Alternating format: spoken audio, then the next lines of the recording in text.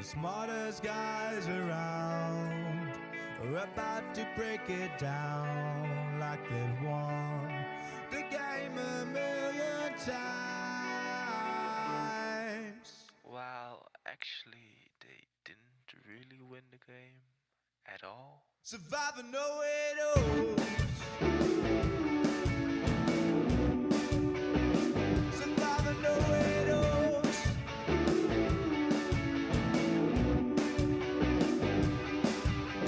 Asia.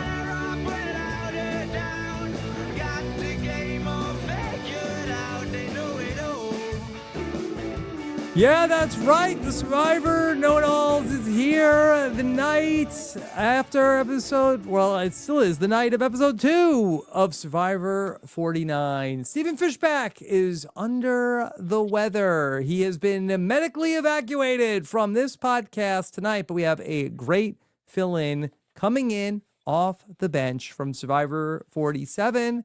It's Aysha Welch. Aysha, how are you? Hello, Rob. I'm doing great. The vibes are immaculate.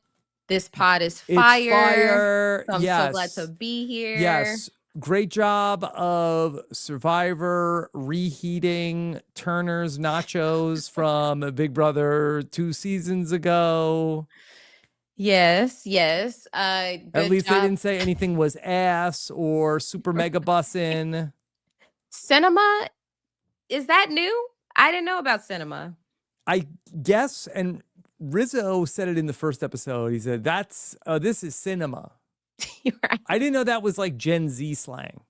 Right, like that feels like it would be like Gen X because you're thinking like films, movies. Mm-hmm. But I don't know. I've never heard my kids say this is cinema, but right. We will talk about all this and much more on a night where Annie ends up going home. Trashy Annie now is out of the game. I thought this was a bounce back episode this week. I was down on the premiere. I thought that not that much was going on. I thought at least this was a step in the right direction.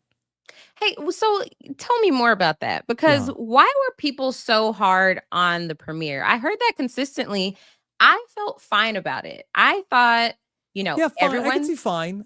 Okay. I listened today to the B&B. Allie Lasher was on with Mike and Liana, and Allie had a theory about that maybe if you watched a lot of the preseason coverage, that maybe it didn't feel like that you were getting too much new stuff, where if you kind of were on top of learning about who these people already were and you were expecting there to be a lot of new stuff, it's like, nope. We're still learning. This is still our episode 0. And so if you came in with nothing, I think that maybe you were a little bit higher on the premiere. But if you already came in kind of knowing who these people were, we didn't really move the ball forward too much, I felt like, in the 2-hour episode. That's fair. I could see that. Because I was kind of watching it from the perspective of, are we getting a little bit of everybody? Yeah. Are we spending a majority of the episode on finding an idol? No. Step in a good direction. You like that. I like that. I like seeing camp life. I like seeing people interact with one another so we can kind of get those vibes. Yes, the vibes.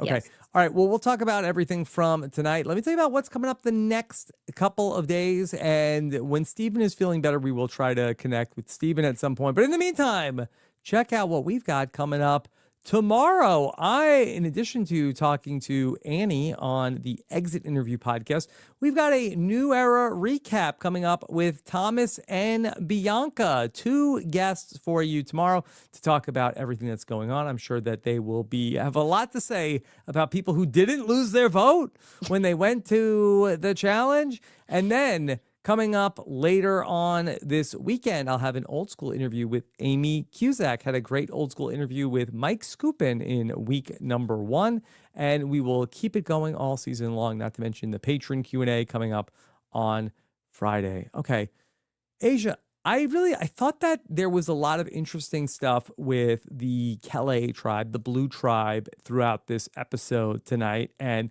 I feel like there was a lot of interesting decisions that players had to make along the way. Did you feel like that for Alex, he made the right decision to let Annie go?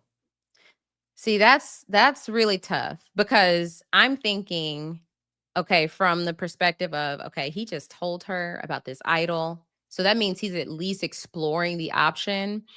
I think because we know the new era, six people on a tribe, you want to have a 4, right? You get down to 5. Sorry. Did I say Mike Scoopin instead of Andrew Savage? Why? Yeah. Why that? I don't know. We'll have to examine that. Why like that? I guess maybe were they both like old school providers? Savage. Right. Okay. That was a Freudian slip. Sorry, I'm gonna have to apologize about that. I don't even know where that came from. I should go to jail for that. The chat was going crazy. Send me to jail. Yeah. Like, why is the chat talking about Mike Scoopin? Right. Sorry about that. Sorry for yeah. the jump scare, everybody. Right. Yeah, maybe I should call out sick. Maybe I need to fill in. Who's gonna come and pinch it for me? Right. Okay, sorry. Rob, sorry, hold it everyone. together. All right, go ahead.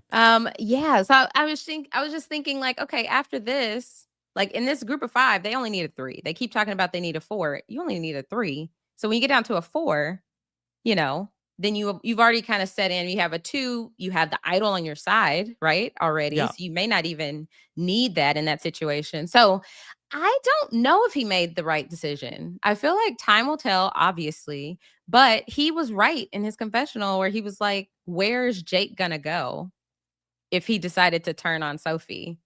Mm-hmm. Just to him, right?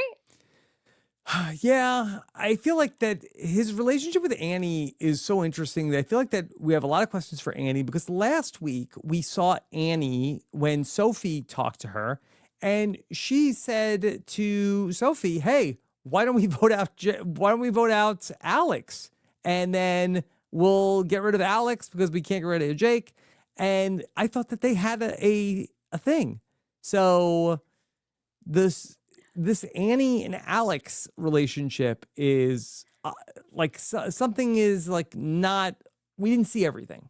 I mean, yeah. I mean, y'all talked about it last week. Just like they were reheating, Gabe and Sue's nachos with this pairing. Yes. So it's kind of like, okay, you expect that they're just going to be loyal to each other, but obviously Alex is just trying to have all his options, right? Yeah. And so maybe Alex did make the right decision because he's not on the bottom of that 4. He knows that Jeremiah is. It seemed like that it was a cohesive 4. And so I did think it was going to be a little bit weird, but I really was buying into what the show was giving me. I bought into the edit of that Sophie was really in trouble because they even gave us coming out of the challenge where she's like, "Hey, maybe I could be the one to go home tonight." I'm like, wow. I really never see somebody throwing themselves out as a possibility, right. But okay, we'll go with that. And then I did feel like, and the episode tonight was called Cinema, and I thought that we were building towards, at that tribal council, there was a back and forth, and I'd love to get your perspective on this, about that Annie said, in the game of Survivor, trust should not exist on Survivor. And then Sophie says, well, I'd like to push back on that. I think that you can trust people on Survivor. I was like, oh my God, this is amazing. She's about to get blindsided. And she's to the one who's saying, no, I believe you can trust people. And then Annie came back and said, I would like to retract my statement. I think the one thing you can trust is your gut. Yeah, you can always, I can always trust my gut on Survivor. I was like, ooh, maybe it's swung back now. And now Annie is going to be the one who looks bad for saying, right. I could trust my gut. And it was like a ping pong match of who's going to be the one to get the last word in to say, no, I'm the one that knows about trust. Yeah. And this could have been Sophie trying to show like, hey, y'all, I trust in this. Don't think about Annie. I trust in this 4. And so I'm not going to try to pull anything. I trust y'all. I'm not going to try to play my shot in the dark. There's nothing fishy going on here. I feel like she was doing that more in the interest of the guys so that they knew there's no alternative plan. Like she is trying to be loyal to them. So she wants the same in return. So I liked the back and forth. I'm sure Jeff loved it. It wasn't kumbaya. They were disagreeing. Yeah. Okay. So they're disagreeing, and then ultimately we see first vote is Sophie, and then the rest of the votes are for Annie. Alex, yes, go ahead. Why do you think that Alex decided to make this move? Because we're debating, or not make this move, because we're debating if he made the right decision or not. But was it even his decision to make? Because if he wanted to make a move on Sophie, he could have single-handedly did it with Annie. Yes, he could have played his idol. But I feel like Jake probably said no. I think he would have thought he needed Jake's buy-in to do it. You think so? Well, at that point, if you have Jake's buy-in, do you even need to play the idol? True. Because there's 5 people. If him and Jake and Annie want to vote out Sophie, I don't think that Jake would have approved that. And maybe that's where cooler heads prevail, where it's like, hey, I've got the idol. I want to make a big move. Everybody knows I have this idol. I got to burn it now because everybody knows I have it. And this will be a great move to make. And ultimately, that was not the case. Yeah. I mean, I guess Annie didn't do herself any favors last time, putting Alex's name out there, right? Yes. And so ultimately, we see that it's Annie that goes home, but we see that Alex says to Annie, it's like, I wish I couldn't do it. I tried, but I couldn't. He told her he had the idol. Did you think that Annie was going to reveal to the group, Alex has an idol, by the way? I didn't think she would, because she wanted him to use it. Yeah. She does that. He doesn't use it. All knew. She was the only one who didn't know. Right. Exactly. But it would have been funny. That would have been hilarious. I would have liked that mess if that would have been what ultimately happened. But unfortunately for Annie, it did not work out. What was the play for Annie? Did she have a way out of this? Because I mean, she had her boss hat on, and she was, trying to tell people what to do a little bit, right? She didn't wear her boss necklace. Right. But I feel like she was trying to run this tribe like her company, where it was like they clearly were feeling that, Yeah. And so was there a move for Annie to get out of this? Other than play the shot in the dark? I don't think so. I mean, nobody liked her. I mean, I don't even think Nicole liked her, with all due respect to Annie. Yeah, that's tough. Because is it just a matter of, hey, we don't have a lot of stuff in common? Or is it just the vibe of the tribe was that? Yes. Well, I'll get into this because I believe I will actually be a guest on the Why Annie Lost podcast with David and Jessica, celebrating 10 years of Why X Lost for the 10-year anniversary. So we can get into that. But just to give a sneak preview of that, she said that she was not going to be boss Annie, but it just seemed like that every other person in the tribe really seemed to dislike having her, with the exception of Alex, whose best friend is his boss/grandma figure. Yes. By the way, shout out to Alex, who I believe is off from work. So he has plenty of time to watch the episode as a person who works in Congress. Oh, very true. Mm-hmm. Shout out. As of midnight last night. Yeah. Unscheduled off day for Alex. Right. Yes. Yeah. Once you're hungry, though, and, she ate a worm, but that's it. Didn't seem like they were finding much else. Like, maybe that was just her default. Like, she couldn't even fake it, not bossing them around. She seemed to have a really bad read. She's like, I want to go to tribal council. Like, what? I'm like, hey, like, remember you in the last episode? You were like, hey, here's the thing. If we vote out Nicole, I'm next. And then this next episode, she's like, I can't wait. I want to go to tribal council. I'm ready. Let's make a move. You survive one tribal council, then you're said untouchable. Literally the last episode. Okay, what if Nicole goes? Then I'm next, and I don't want that. That's such a tough spot, especially knowing that your name has been written down already, and then you go into this one like, hey, maybe it can happen again. There's going to be someone else, and she, throughout a couple of names without knowing the dynamics of everybody else. Yeah. I would love to talk a little bit with you, Aysha, that they tried to describe to us the elements here. And I don't know if you experienced this at all in Survivor 47.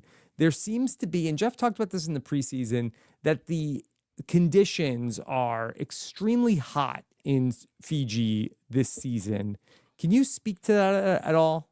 It was at the beginning of our game, it was very hot. Maybe there were elevated temperatures for them because he's saying he's made it a point to say it was exceptionally hot. But it was so hot that some people How hot was it? Some people needed to be like draped in like soaking wet towels just to cool off after doing the challenge. So it was pretty hot. Andy and others. I mean, was that a factor in Andy having the famous meltdown on the mat? I think that was an element of it. It had to be. Yeah. I mean, feel like there's got to be a better way for Survivor to show us what this is going on. Like, what if they like showed us like on the bottom of the screen, like temperature 116 degrees Fahrenheit. Like, I feel like that in the word picture, we can't tell on TV if it's 115 degrees or 85 degrees. Yeah. I mean, because even when me and TK did the fight for supplies, we were drenched in sweat. Like, it was so hot, and we were in the shaded part of the jungle. So yeah, I mean, to do all of that on top of, obviously being starving and then having to do these grueling challenges, like, I'm surprised more people don't pass out. Yeah. We saw the brain fog where Jeff was asking questions to Sophie, to Jeremiah, and they were repeatedly like, I'm sorry, what was the question again? Yeah, no, that is real. Like, even having conversations at this point in the game, like specifically, I can remember like day 5, 6-ish, like it's hard to even remember words. We're trying to even like talk about like artists we listen to, and we couldn't even like I can't remember the name of the song, but there's something that Beyonce sings that I love, but I can't I don't know the name. So like the brain fog is real because you're just setting in. Yeah. Like, I think people say like day 8 or 9 is when you kind of your body finally is like, okay, this is my new reality. And then if you can get like rewards and stuff, then you're refreshed. But this first little bit, I didn't blame Sophie at all, or Jeremiah. And then do you feel like that this tribe, which has not won anything, they don't have their supplies, that the heat is just like, it's more and more of a spiral for them, that they just have lost, and because they don't have any of the supplies with this heat, that things are just getting worse and worse for them? Yeah, absolutely. Because they're just like, the fire is just like a little bit of sign of hope. Because Lavo won the first immunity. And so when we got the fire, it was like, okay, a sign of life. And then got the fishing gear. It's like, oh, now it's something else to do when there's nothing to do. Mm-hmm. But the fact that they just keep losing, and even for Sophie to say, this is our 5th loss, I was like, what is she counting? But then I realized they're counting the fight for supplies. Yes. I think they're counting first also immunity. And I think they're also counting when we saw that Jake went on the journey. Yes, Jake went on the journey. Yeah, that counts as a loss. Yeah. Because some of these losses are a little ticky-tack. But, Jeff made a big point in the On Fire podcast last week talking about how they don't have a machete. And if you don't have a machete, you can't open the coconuts. And apparently only Annie is drinking all of the coconuts in the tribe. So you don't have to boil the water like how you used to, but it just seems like that they can't even get any sustenance at all.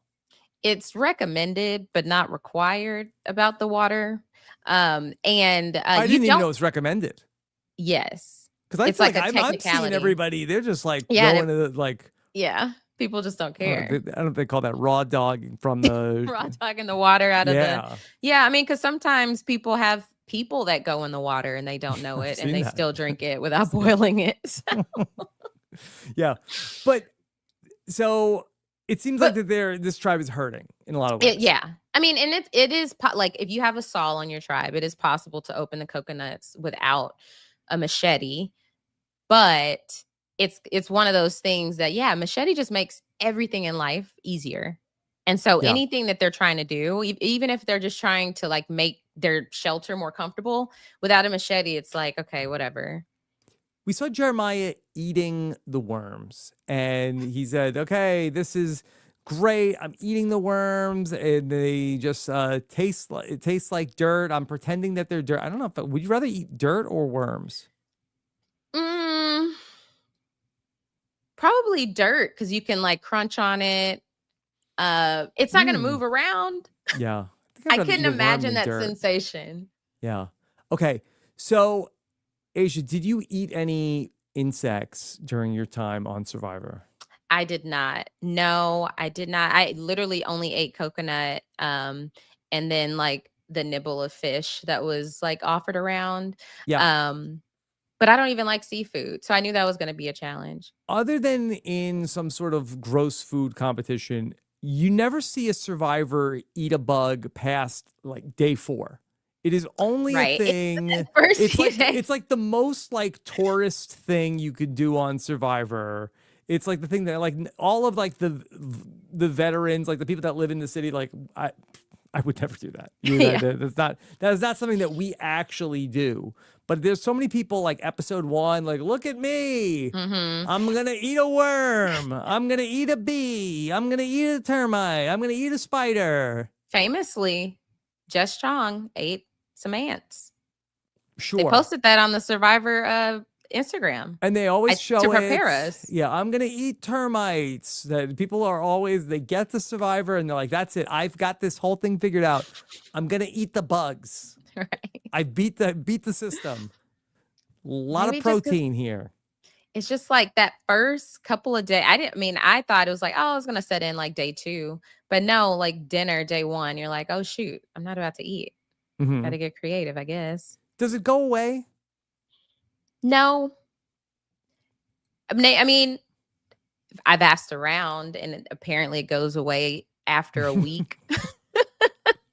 Because in Survivor All-Stars, we didn't have anything. I think we had a machete, but I don't believe we had a pot, and I don't believe we didn't have flint or anything to make a fire, and we had water, but we had to boil it, and we didn't have anything to eat. And I remember the lack of water being a much bigger deal than not having any food. I guess maybe we had the I guess we were able to open the coconuts, and then we would. I guess we were eating.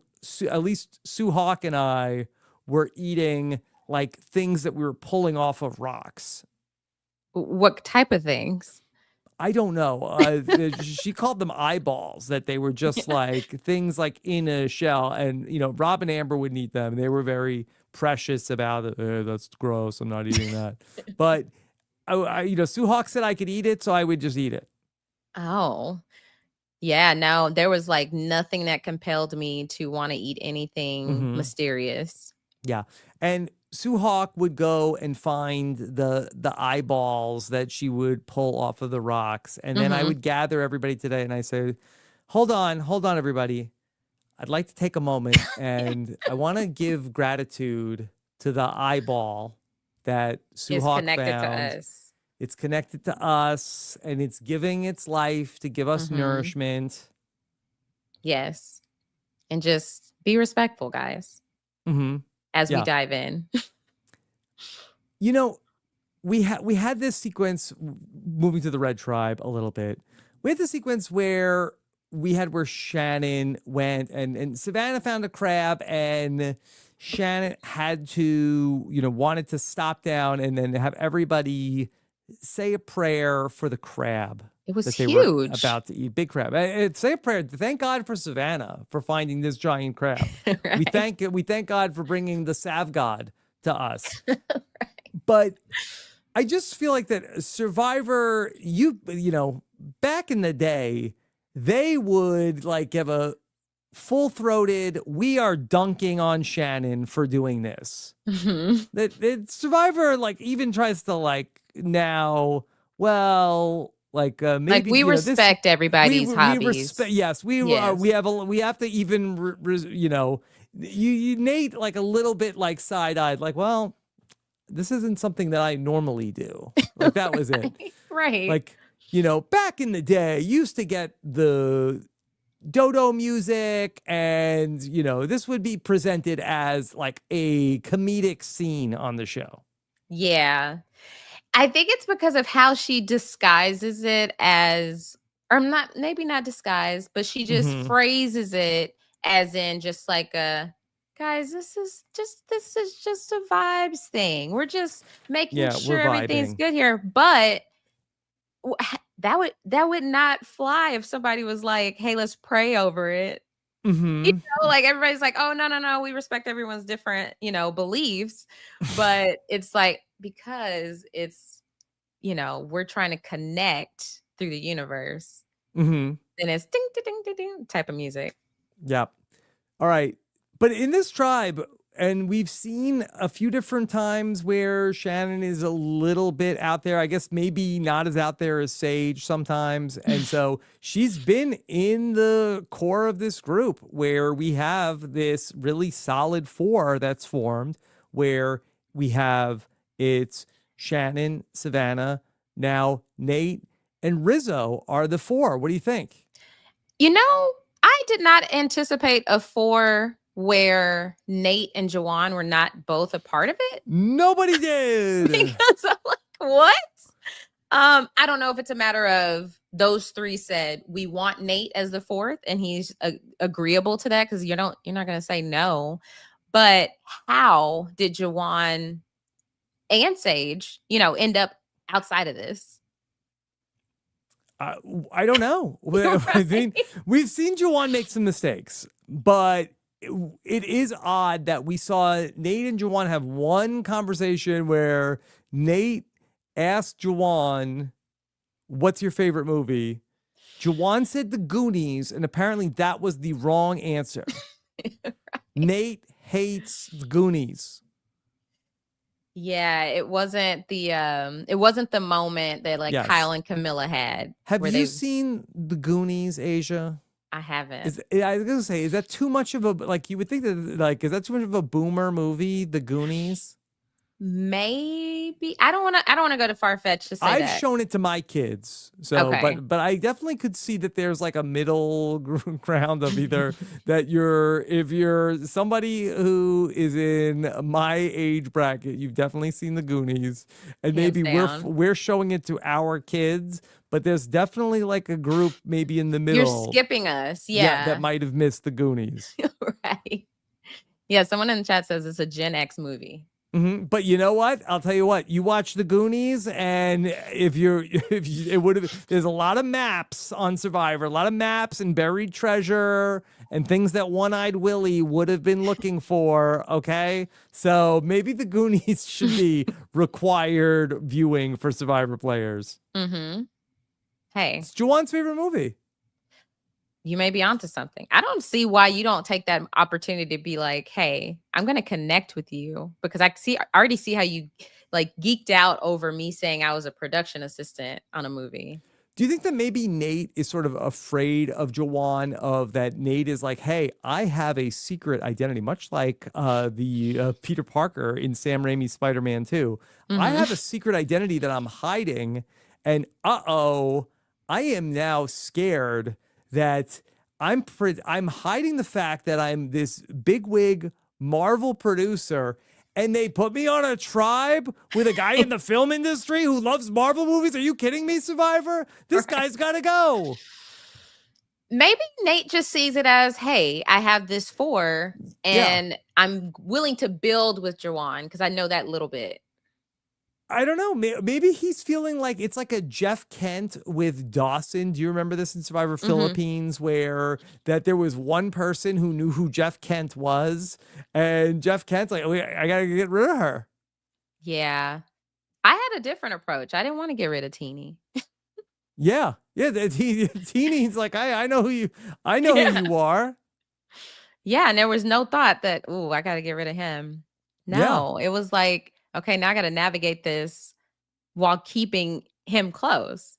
So I don't know. I don't know how Nate sees it. We don't see enough of how Nate feels about this, because I do feel like this could be a strong connection. But maybe Nate's afraid because he's part of this 4 and he knows that they're ultimately going to go after Jawan. Jawan really made a big mistake this week, where Jawan is on the outs and he has been out looking for the idol, publicly idol hunting. And so you certainly have some experience with noticing one person on the red team going out and looking for the idols, and everybody's noticing.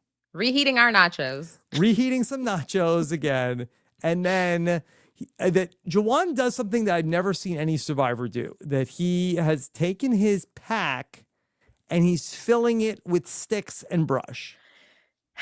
Yeah, that's how we knew that someone on our tribe had something, because they would leave with their bag every time. But it was like not when collecting sticks and firewood and stuff. I don't Even understand. Butch never put firewood and sticks in his bag. Yeah. Like, I don't understand first of all, how do you have a bag open? Your hand is going inside of it and you don't see that that's not your stuff. Okay, so then it was maybe a mistake for Jawan to take the bag out idol hunting. Now he has mistakenly taken somebody else's bag. We have like from so many comedy movies, you pick up the wrong bag, you get to you leave the airport, you have somebody else's bag, and this is Jawan, and he has Savannah's bag, and he is stuffing Savannah's bag with sticks and brush and ants. He has definitely taken someone's bag off the conveyor belt that wasn't his, right? And didn't realize it till he got home. Yep. Good thing he's not Matt, right? I mean, if Matt is picking up the wrong bags, that's it. You're screwed. Right. Yeah, very true. He picks up the wrong bag, throws it in the wrong plane. You're done. You're done. Your stuff's in Atlanta. Air tag. Yeah. Yeah, I didn't understand. I mean, because it's not like we got a transparent confessional from Jawan saying, oh, I was doing that with the intention of, if I did find an idol, I could disguise it as, oh, I'm just filling my bag with sticks and stuff. But yeah, you know how many ants are out there? Like, how many? These locations, which I think I've been really trying to find. Feed Jeremiah? Yeah. I've been trying to figure out if anybody's on Lavo Beach. The Blue Tribe looks the closest to it. But the amount of ants that are just on you at all times, there are ants everywhere. And the fact that her bag was probably filled with ants because he's putting leaves, sticks. Oh, sorry, Savannah. I feel for you, girl. Yeah, Savannah is not having it with Jawan. And so Jawan is kind of persona non grata here in this tribe. And just then a boat comes, and a boat wants to take people to a journey. And Aysha, I would love to get your thoughts on the current state of the meta of Survivor. These players, they have watched Survivor 48. It did not seem like many players were that interested in going on a journey. And because in the past, you go and you lose your vote, more than likely, right? It's more likely that you'll lose your vote than get something. The fact that I loved this new journey. I love that no one outright lost their vote. I love that the person who won got a choice. And so in that case, I feel like the note should have said, pick from a rock, everybody pick a rock, this person goes. Because then it's like no one wanted to go. Every single tribe had, well, except for Yellow, MC and Matt did rock, paper, scissors. But everyone else was just like, okay, yeah, Jake, you can go. Yeah, Jawan. So I'm going to have some different takes on the journey. First off, let me say that I like that they make it that you get to pick who gets to go, because I feel like that the best case scenario is that there are multiple people who want to go and that it comes down to like some sort of like conflict. So I do like that, as opposed to random and now somebody is just going and it's like, well, I didn't want to go on the journey, but here I am.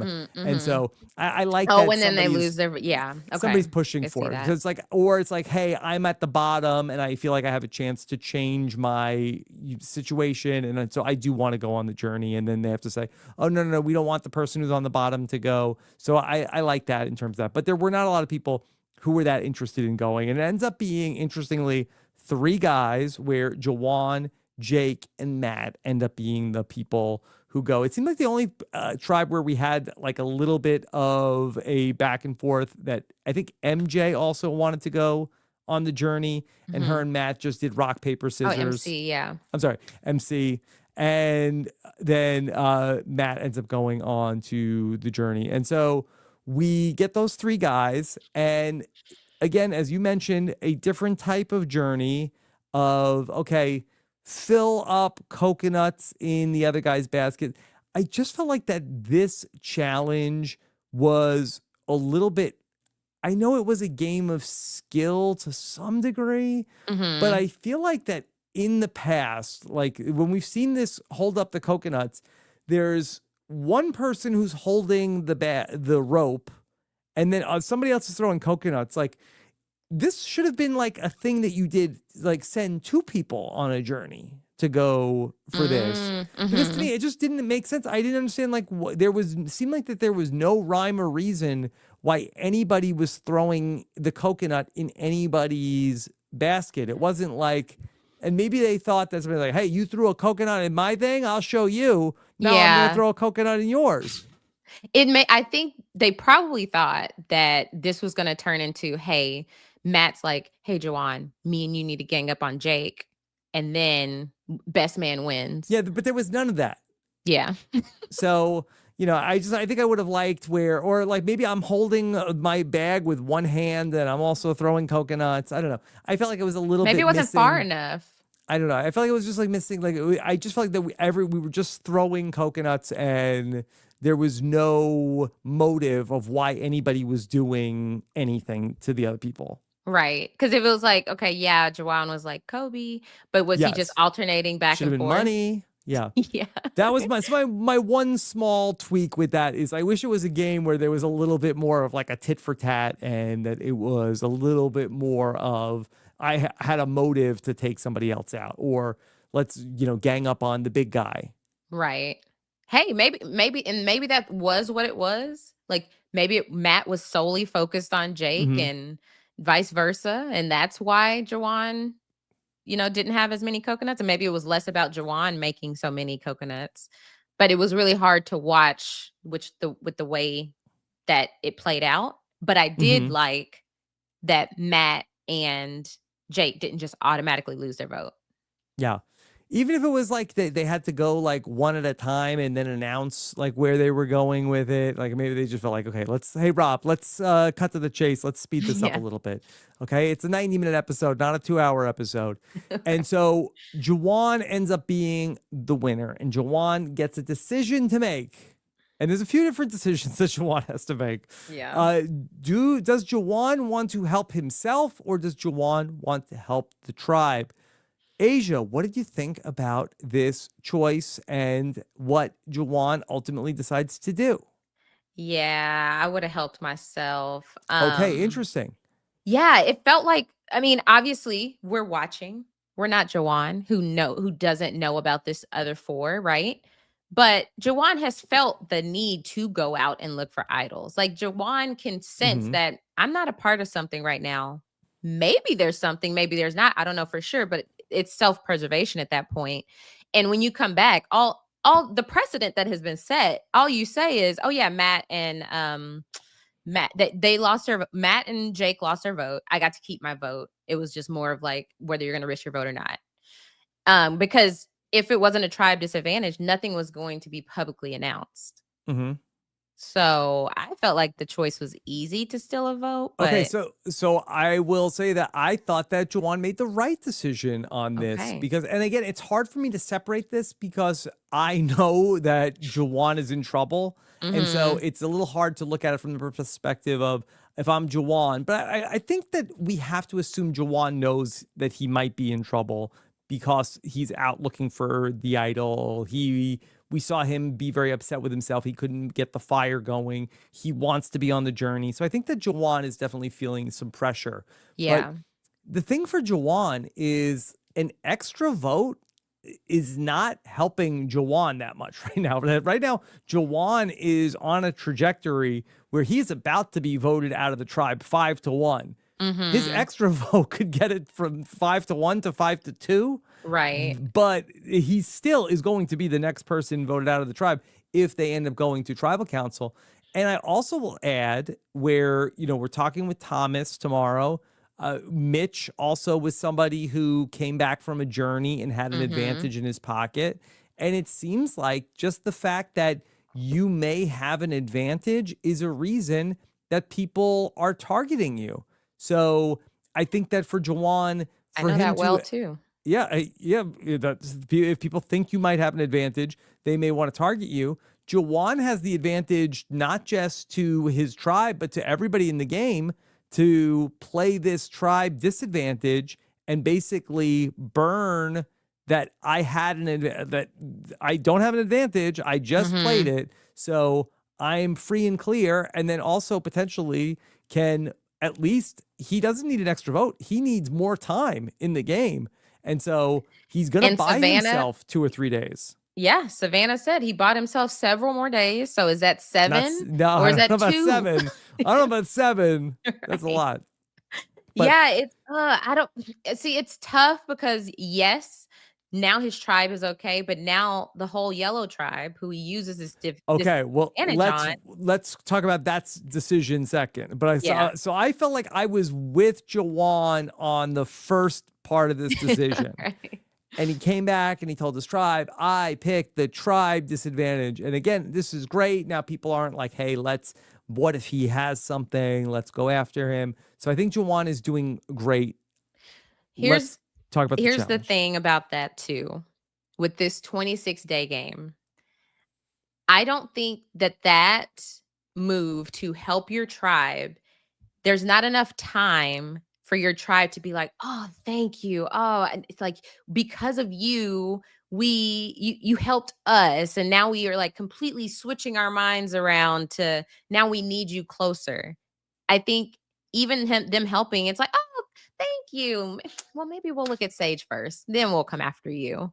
I think it buys you just a little bit. Whereas I feel like self-preservation is the more immediate need. That would have helped him. So that's kind of where I'm thinking on that. Because I was like, if picking the tribe disadvantage was the right move in my mind, it would be buying greater favor with his tribe. Where I think it was just like, oh, temporarily. Oh yeah, thanks. But it's not going to change their allegiance. It's not going to change too much right now, but at least he has a little bit more time and he gets to go to the challenge and announce, I am going to be playing the tribe disadvantage. And now Jeff explains the disadvantage, which seemed like it was pretty heavy when Jeff was explaining it, that the tribe is going to have to wear 20-pound bags of coconuts. And then also, instead of 1 key, Asia, 10 keys. 10 is insane. I literally out loud, I was like, that is a huge disadvantage. Like, how can anyone get past that? But yeah, I guess it just sounded bigger. But I will say, yes, those coconuts, that was dangerous. Yeah, because you had to be doing a lot of like jumping. Like I feel like so many people were seconds away from like on concussion protocol because going to the blue medical tent. Yes, like why it like if it were a backpack, then it's fitted, it can't move where you. But the way can we get a weighted vest in Fiji? That would be amazing. But the fact that like Sophie was like it hit her head, I was like, oh my god! Especially jump through the cargo net and you're holding a bag of coconuts. Okay, so all right, Jawan, pick a tribe. We've got the blue tribe and we've got the yellow tribe, and he starts off by saying like, well, the blue tribe, they've been through so much. I'm going to disadvantage the yellow tribe. And they were pissed. They were mad, Christina. Oh, of course. Of course. Mm-hmm. Yeah, And she's they're, like, of that's a course, shocker. and look, that's more people mad at you. Why not go for the tribe with fewer people? Yeah. Now, in a way, sometimes every advantage is a disadvantage and every disadvantage can be an advantage. Is there any thought of, if you're the red tribe, maybe do we vote out somebody like Sage and keep Jawan in that the other people don't like him now? Right? Yeah, He's like exactly. has a target on his back. Is that a good idea? Do you want to move forward in the game with somebody who, okay, well, we know this other tribe hates him now? That's a valid point, because it wasn't like he smoothed things over in the moment. He goes, Mhm. all right, Jeff, we can go when you're ready. I'm like, why are you directing conversation out of nowhere? Jeff It doesn't like just, that. He yells at Colby. He's like, hey, yeah, we'll go when I'm ready, brother. exactly. But Jeff Mhm. ate this up. He He loved loved it. it. Jeff was just so happy that there was drama on the Matt chat. I mean, that's so much, it was too much kumbaya. Jeff was like, all right, finally, conflict. Thank God. But they were all Yeah, so mad. they were. Sophie S. was pissed. Yeah, I mean, in high, like, big picture, right decision, because they are a strong tribe. They have 6 people. You want to weaken them. You want to be the only 6-person tribe left. Mm-hmm. But it it seemed like, hey, I'm trying to buy favor with Blue. So, But why? Why buy favor with Blue? I guess if Blue is down to 5, keep and you them have a down. chance to, then don't you want the group to have less people that ultimately come out of that and be mad at you? Exactly. But look, it didn't even matter. Well, it matters to Jawan, because now 6 people are mad at him and they're still in the game.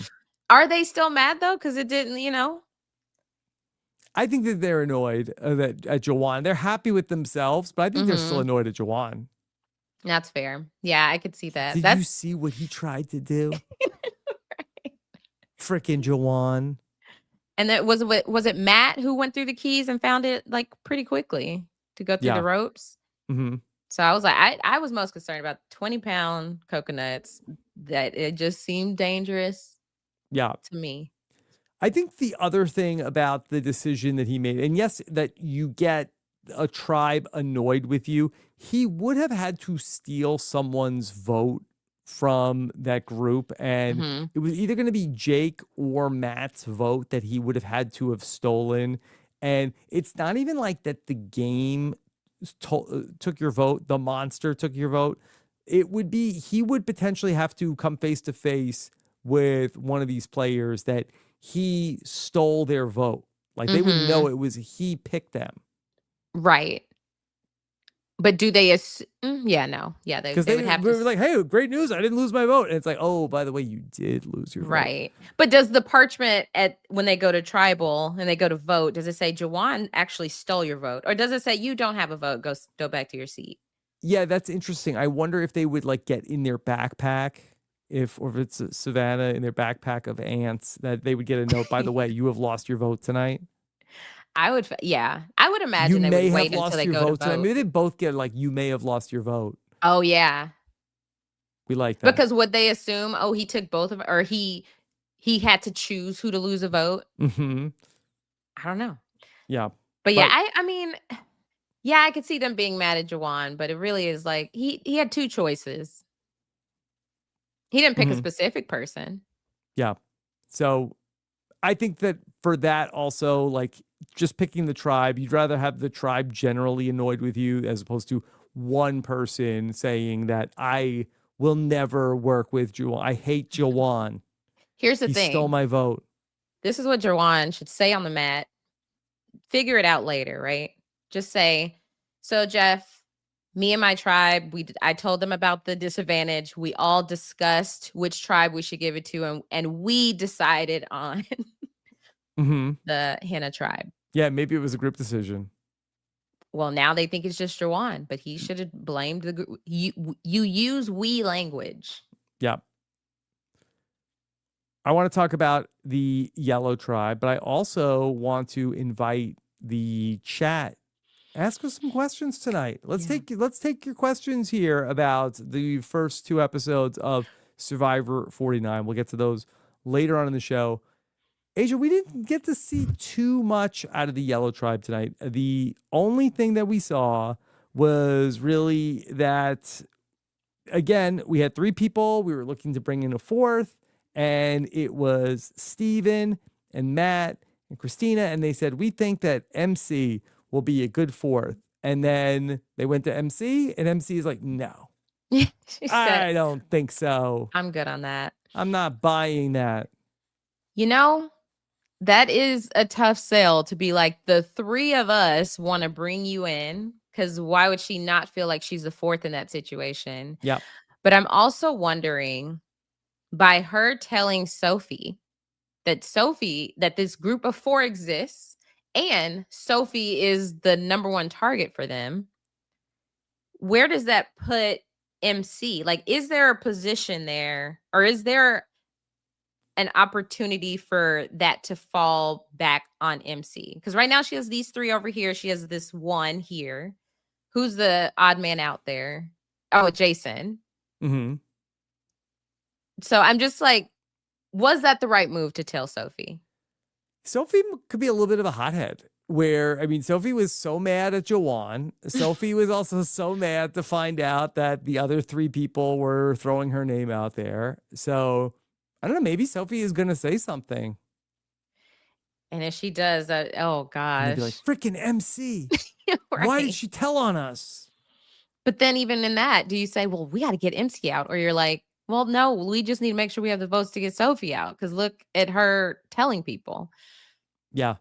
I'm just like, I wanted to see it being a good move. Like, I wanted to see, like, okay, this buys favor with Sophie while keeping that 4 that think that she's with them. And what's wrong with Jason? Nobody wants to make an alliance with him? Poor Jason. He's probably just out there having a great time. Mm-hmm. He thought he was going solving all the puzzles. Right.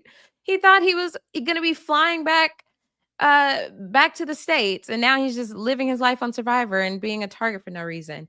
Yeah. But Rob, speaking of puzzles. Yes.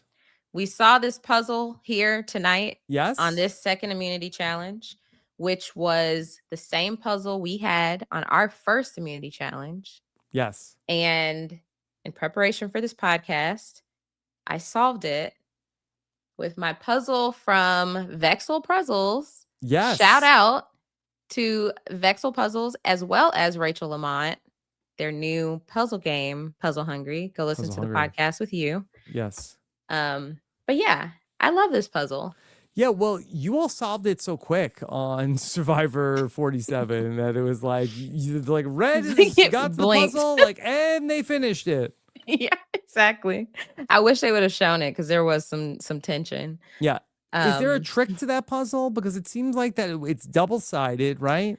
It's double-sided, and you have to obviously solve from the bottom up, but the pieces connect in a way that go from one side to the other.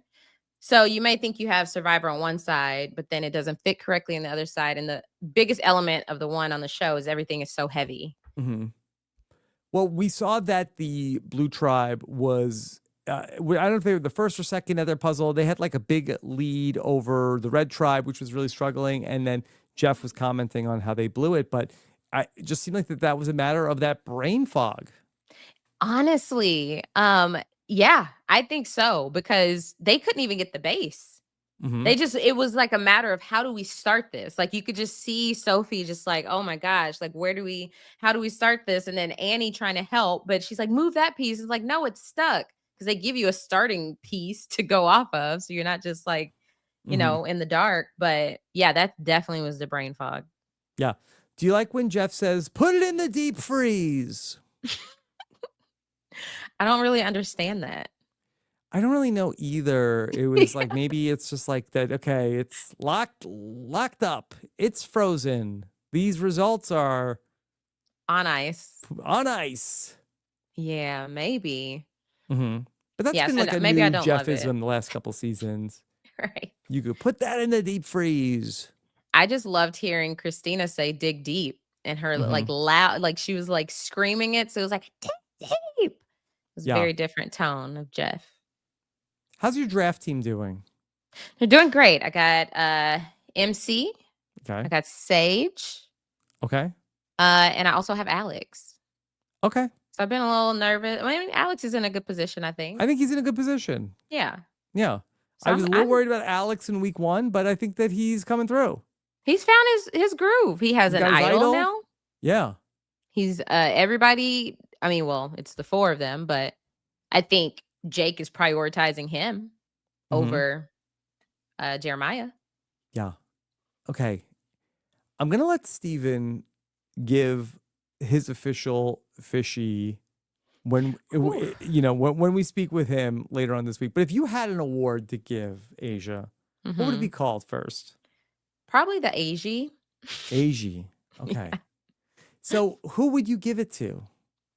I would give, and I really hope it matches up with Steven's fishy, but I'd probably have to give the Aysha to Alex tonight. Yep. He found an idol. He found an idol.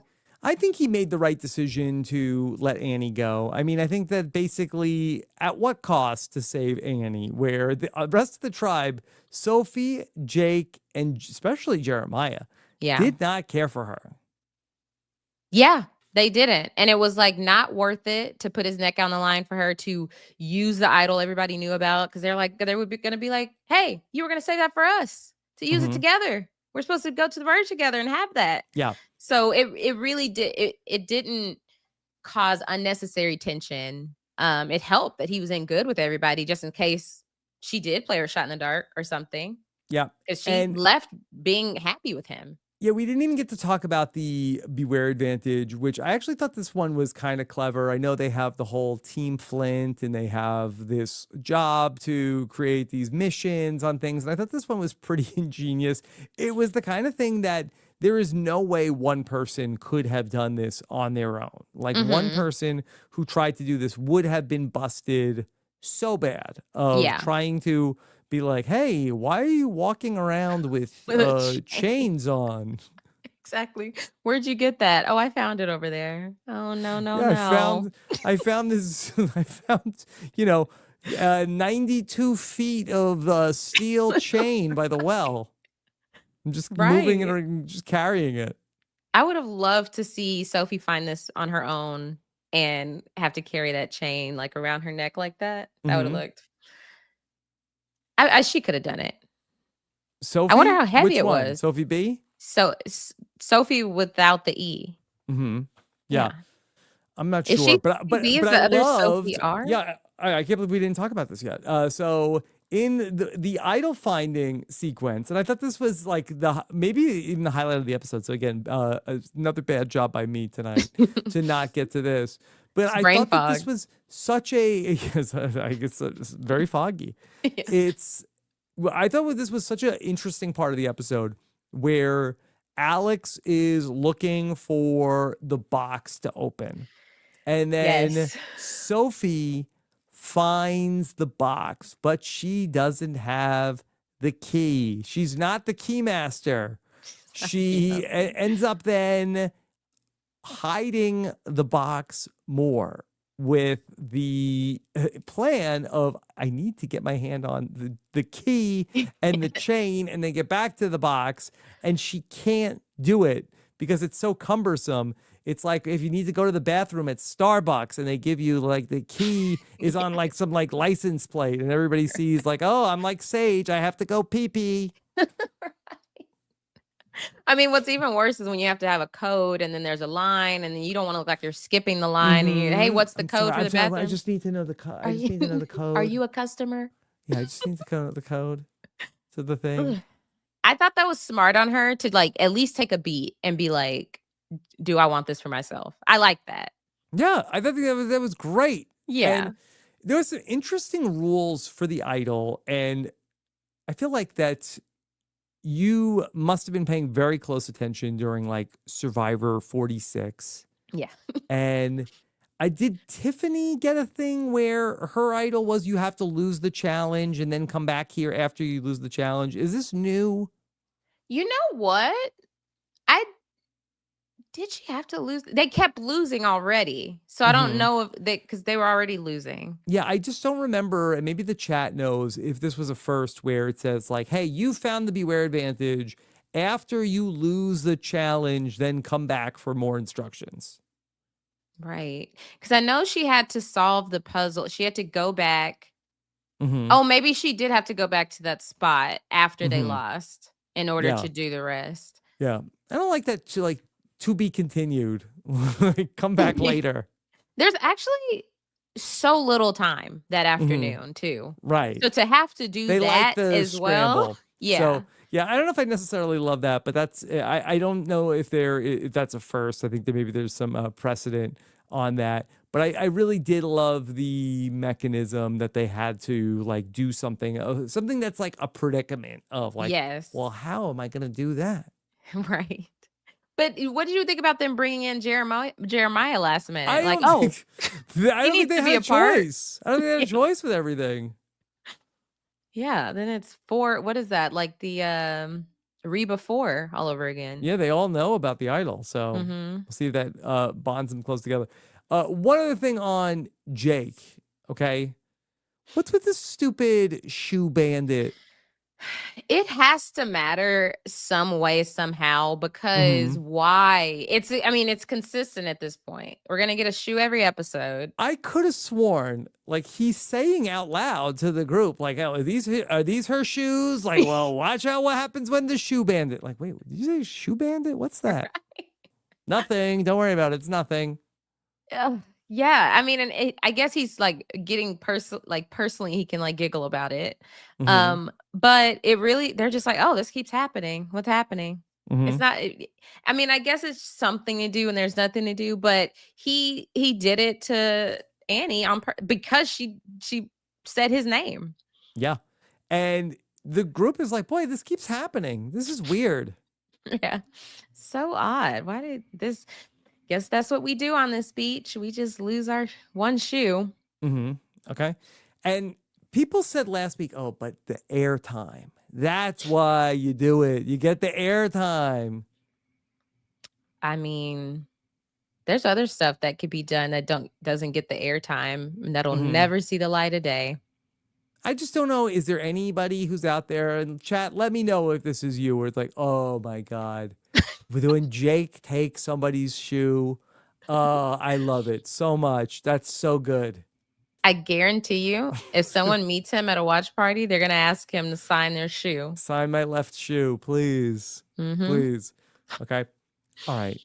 We're going to take to some of your questions here tonight. Let me just mention also, we have so much fun in the Survivor group chat. All the alumni get together, and Wednesday night we watch the episode live together, and we get to connect on Chat BCC. And the Big Brother alumni do it, and the Amazing Race alumni do it, and it's all in one place where you can see all of the very shady things that people would not dare say on X, or certainly not on Blue Sky.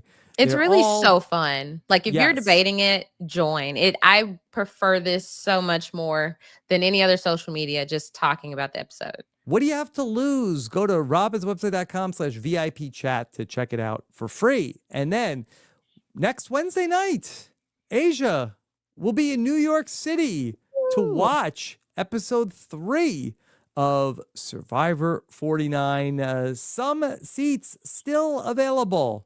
I can't promise you they are good seats, but I have on good authority, there are at least a couple of seats still available. So if you are able to join us in person, go to robinswebsite.com/events, and also keep posted to our social media channels if you want to come to the door. Also, we may have tickets available too if you can't buy the tickets ahead of time. And then in 1 month after that, we will be in San Francisco, November 5th. So check us out. I'll be there too. All right. We're going to take your questions. If you have questions, you can go ahead and ask them in the chat, and let's go ahead and bring them up. And Elizabeth wants to know, how should Jeremiah play the next vote if they lose again, Aysha? That's a great question, because now we have Sophie, Jake, Jeremiah, and Alex. And Jeremiah at this point is the closest with Sophie, right? From what we can tell. Yeah. And then Jake, who already thinks he's running the tribe, is close with Sophie and Alex. So he's probably naturally going to think we got to get rid of Jeremiah. He knows the idol is with Alex. Alex is not going to play it on him. But then he doesn't want to lose a vote by playing the shot in the dark. If there's a way for him to get Sophie to realize Sophie that go 2-2 with Jeremiah, would she put 2 votes on Alex? Oh, they could if Alex has no suspicion that Jake or Sophie would turn on him, then he wouldn't play his idol. Because an idol, yeah, this is the shot to blindside him. Right. Because with 4 people left, if it's a 2-2 tie, they just revote. So in a pre-merge 2-2, I'm trying to think of how this would go. Like, at what point would we make fire at some point where, okay, no, I think here's where I think this is like we're getting into like the Daniel Strunk territory where, okay, if Jeremiah and Sophie put their 2 votes on Alex and then Alex and Jake put their 2 votes on Jeremiah. Okay, it's tied. Everybody's locked in. Okay, nobody flips their vote. Okay, now it's a tie again. And now I think Sophie and Jake have to draw a rock. That's what it is. Yeah. Because, yeah, they're not going to change their mind. Keep it there. And then, yeah, draw. Right. But would Sophie go to rocks for Jeremiah?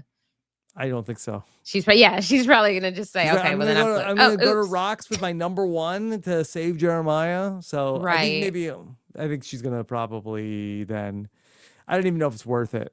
Yeah. I think Jeremiah just needs to hope for something. Jeremiah needs to just hope they don't lose.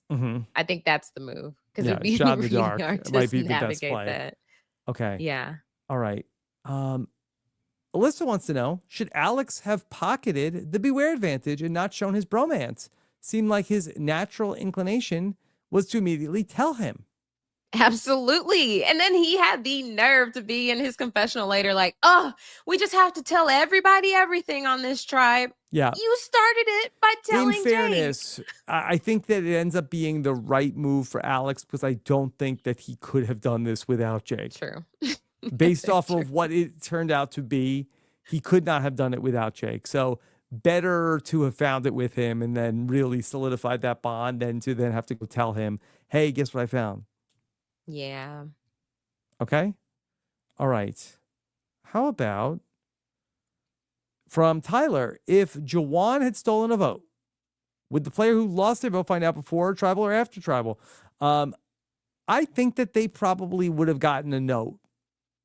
For the drama of it all?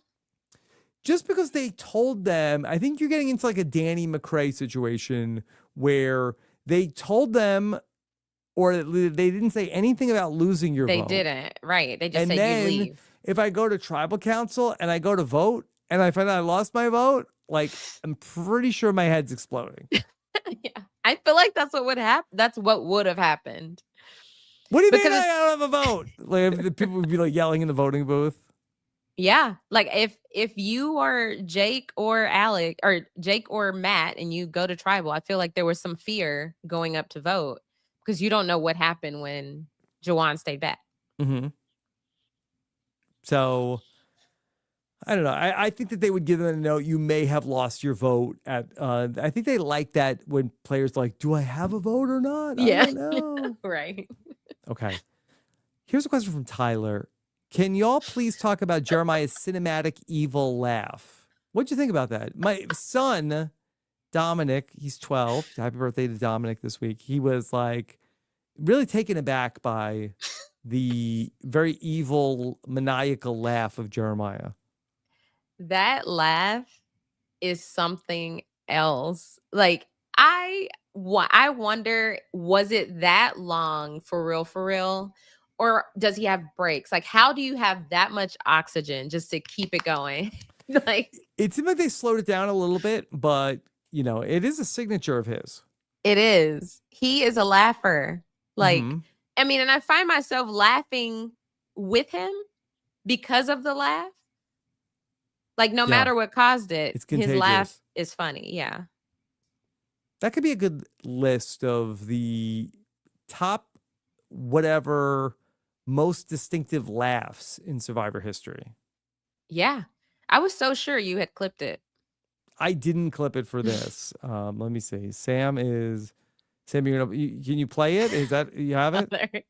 Okay. Hold on. We don't hear it. We don't hear it. Okay. The video was muted. Okay, whatever. Okay, but you could see it. If you were watching the video, you could see it. Hold on. Sam is coming back, and what do you got this time? Okay. Ha ha ha. Yeah. I'll have it for the later podcast this week. We'll have like a laugh track on the podcast.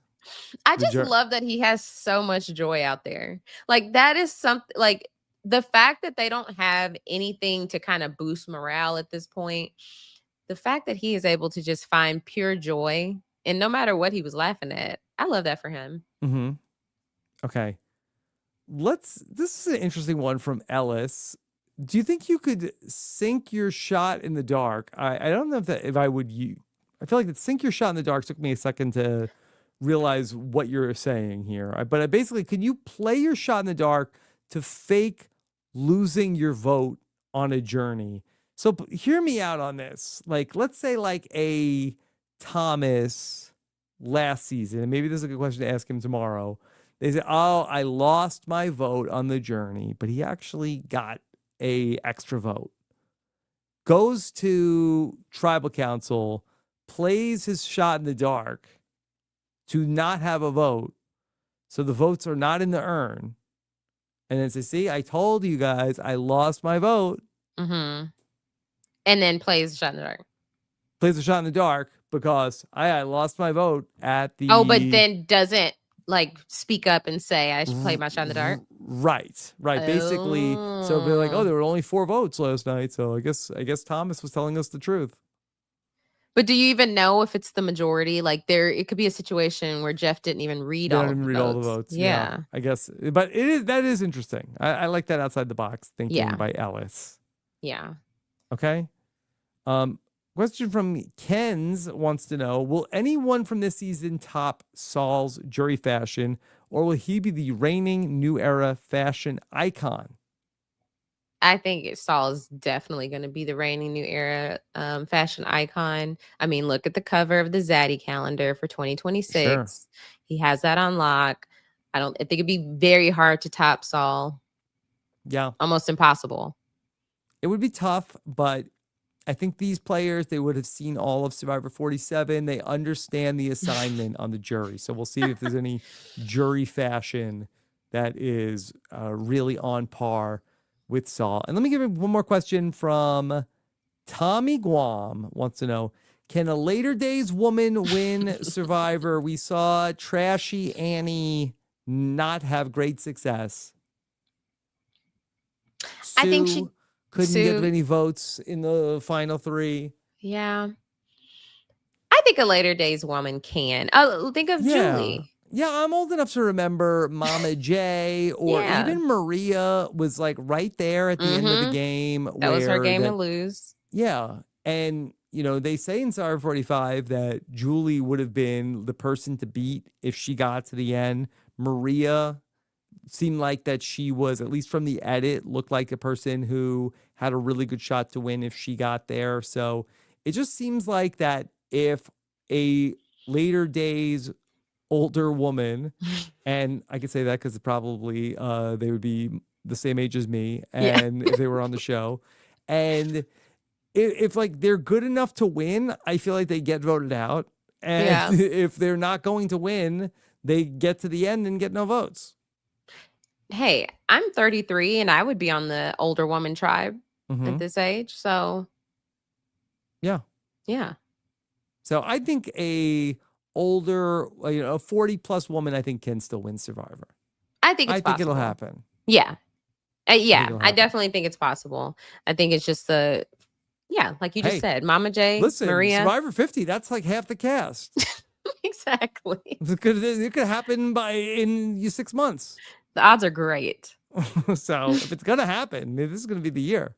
All right, Asia, anything else about tonight's episode of Survivor? You know, I like the season so far. I think there are some very interesting people. Like if you think beyond the format of the game, which I do feel is a little stale in that all you got to know is go out there and get a 4 and you're fine. Yeah. I think that. Yeah, go ahead. I think that people add to your point. Okay. I think people are playing things a little bit differently. I like Rizzo last week using his resources and getting it done. I'm liking the people, which I think helps be entertained by what, is in front of me. So I'm enjoying the season. Yeah. I think that this is going in the right direction, but just to, speak to your point, especially here at the start of the season, that this is quote unquote the new era. Okay. It's new, but guess what? It doesn't we've been doing the new era for 5 years. And, at this point, it's a little bit just copy paste, and never before in the history of the show, as somebody, who has really, studied the history of the show, like it's all the game is always evolving. The game, they would say this, but the game is really just very much samey same. And sometimes the players are different and the new characters bring new things to it, and sort of the meta evolves. But we've just been just in this part where even from the beginning of the new era into okay, the game was sort of changing from what it was in 41, 42, 43, but really kind of from 45 on, we've sort of just okay, settled into this is what it is, and we're just running it back, and we haven't really had a big twist to the game or a change in the format in since we've come back from the new era.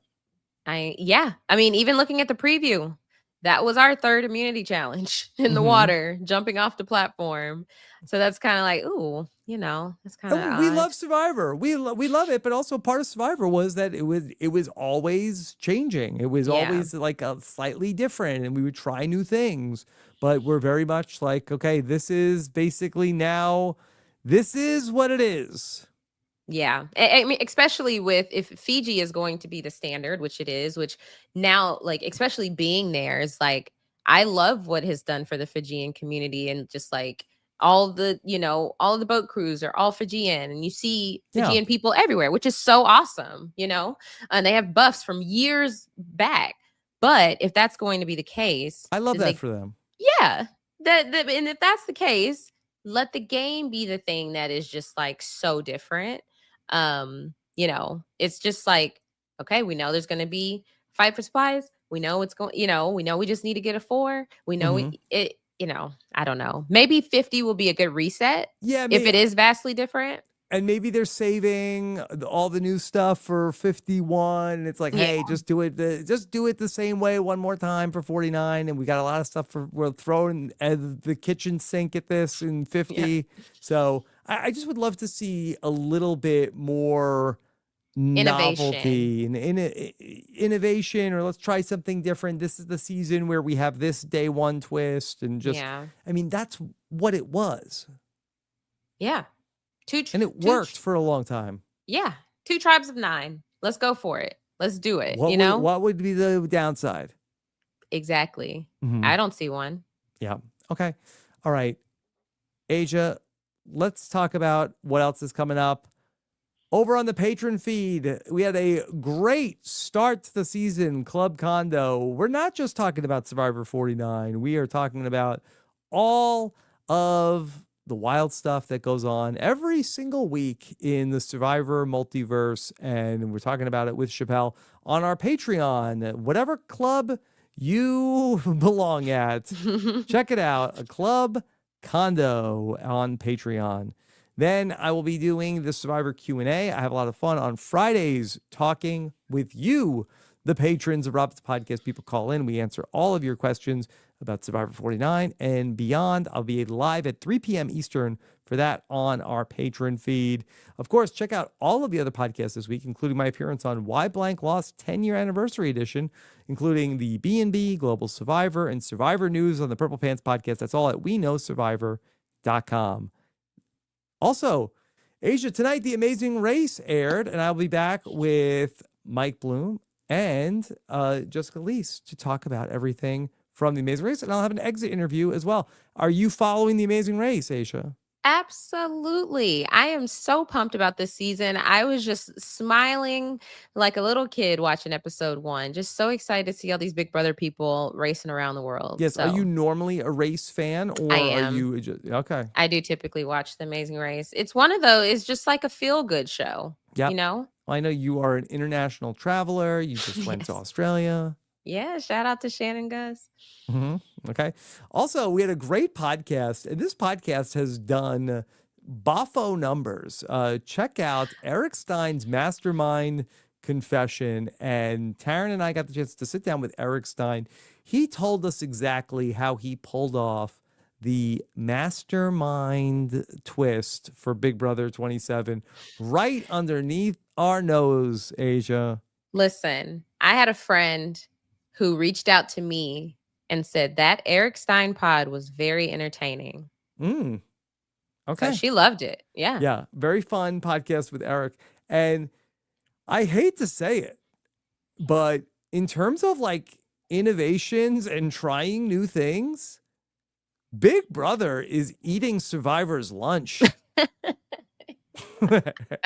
Like, and then Big Brother, like they're like, we're not calling it anything. It's Big Brother 27. We're just gonna come back. But every season of Big Brother, like that used to say that the rap on Big Brother, it's like they do the same thing every single time. You got Big the Brother AI is arena trying now. way more new stuff than Survivor. Exactly. I mean, even the AI arena last season becoming a staple this season, and the mastermind stuff, they really put a bow on that. I was like, okay. I didn't see the vision, but I'm here now. Eric Stein. Okay. All right. Aysha, Love is Blind. Love is Blind is back. It dropped. They dropped 6 episodes today for season 9 on Netflix. I believe the city is Denver. And Mary, Jason, and I are back to talk about this season. So we'll be giving a recap of episodes 1 through 3 that'll be dropping this weekend, and then we'll give a recap of 4 through 6 early next week.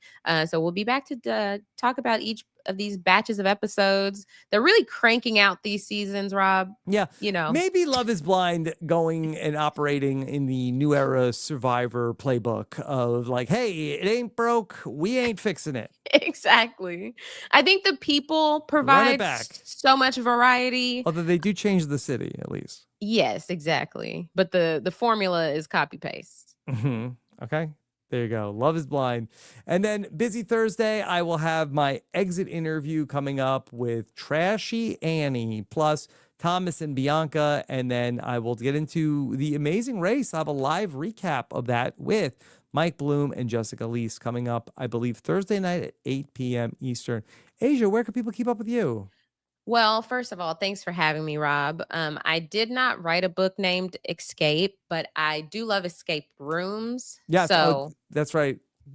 It felt adjacent. Yeah. I meant to say that Stephen Fishbach wanted me to tell everybody the one thing that would make him feel better is if you pre-ordered Escape. Go to stephenfishbach.com. He said that was the one thing in his very failing health that would make him feel better. He thought that could maybe give him a little bit of a morale boost. So yeah, from his bed, he texted me, please let the listeners know that's the one thing that might make him feel better. Yeah. And I made my pre-order a while ago. And so I'm so excited to get my book when it does ship. But yeah, everybody can find me at Aysha Like Aysha. That's AYSHA like ASIA. Like I said, Love is Blind. We have Married at First Sight season 19 coming on Peacock at the end of this month. So keep a lookout for that. Just subscribe to the Love at First Sight feed. That's where all of those podcasts go. And yeah. All right. Well, Aysha, thank you for forging your own path and saying yes to the adventure of Survivor Know-It-Alls tonight. Yeah, you never know what's going to happen. So, okay. Thank you so much, everybody. Take care. Have a good one. Bye. This is RHAP. We know reality TV.